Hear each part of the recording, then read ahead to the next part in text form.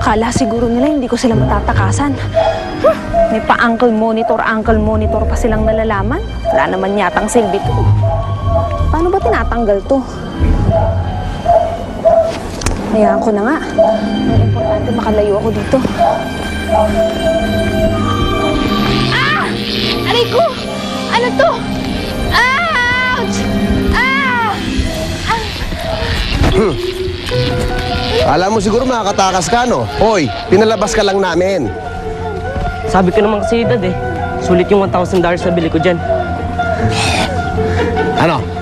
Tatakas ka pa? Hindi na po. Tama na po. Oh, uwi! Uwi tayo. Dala, dead spot. Teka na.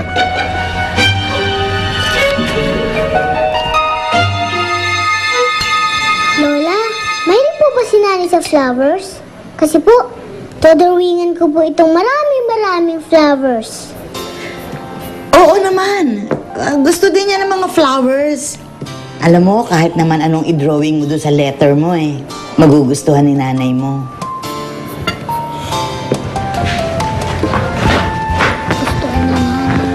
Oh, Mari, ano? Hindi ka ba sasali sa amin? Kanina ka pa dyan, ano bang ginagawa mo? Nag-drawing kasi ako para sa nanay ko. Mga pare, mamaya na lang ako mag-football Tatapusin ko muna to. Tulungan ka na namin. Sige.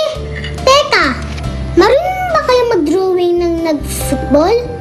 Gusto ko kasing i-drawing ng football tayo para maigahan niyo si nanay umuwi.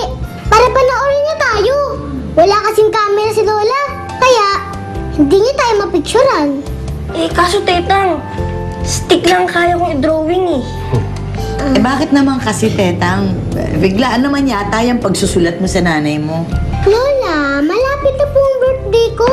Kaya sana naman po, umuwi na po dito si nanay para andito na rin ang inspiration ko. Kagaya ng ate Isay ni Kikoy.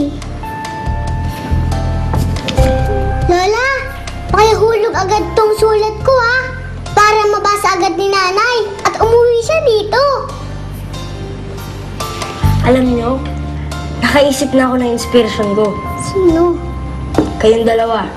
Ikaw Maring Tetang at ikaw Paring Kikoy. Gusto ko, masaya tayong tatlo. Kaya tutulungan ko kayong manalo sa game. Kasi, pamilya ko na kayo ngayon. Alam niyo, naiiyak ako sa mga sinabi niyo. Alis na ako Antayin ko kayo sa field.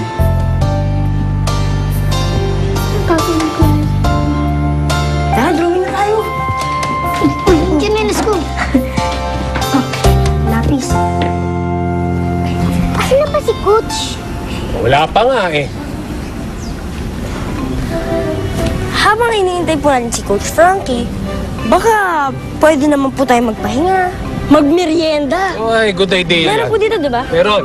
Tingnan natin. Hep! Akala ko ba may inspirasyon tayo? Kaya dapat yun ang iniisip natin. Para sa kanila ang next game natin.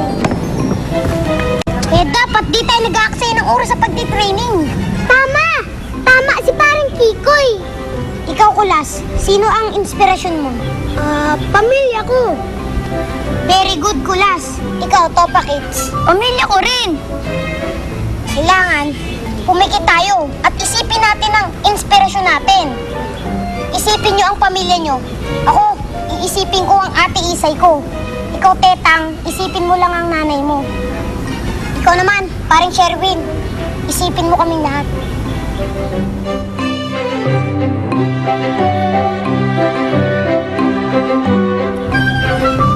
Tatakbo tayo ng 5 laps sa field. Warm up lang. 1, 2, 3, go! Come on! Wag bagal! Come on, go! Kulas! Malamang nagdadrugs tong si Kiko.